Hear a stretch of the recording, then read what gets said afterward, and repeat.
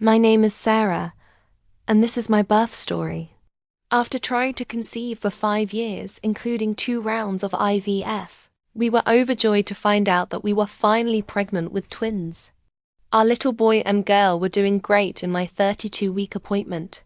My obstetrician said that both babies were in breech position, and because of that, she recommended a planned C-section.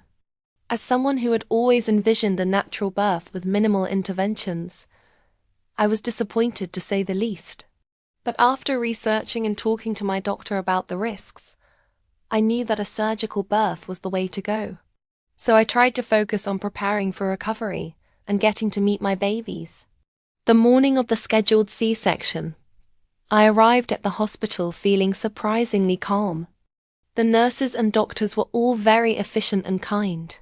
They explained each step as they prepared me for surgery.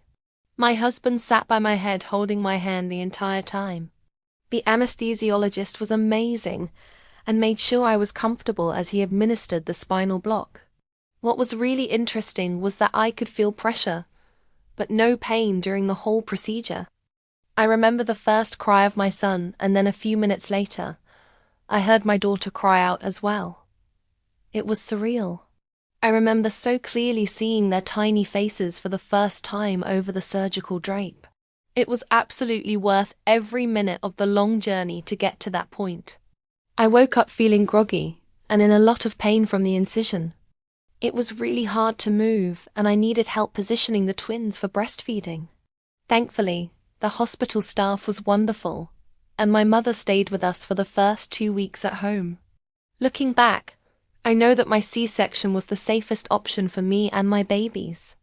It may not have been the birth that I had imagined, but it brought my beautiful children into my arms safely, and that's what truly matters.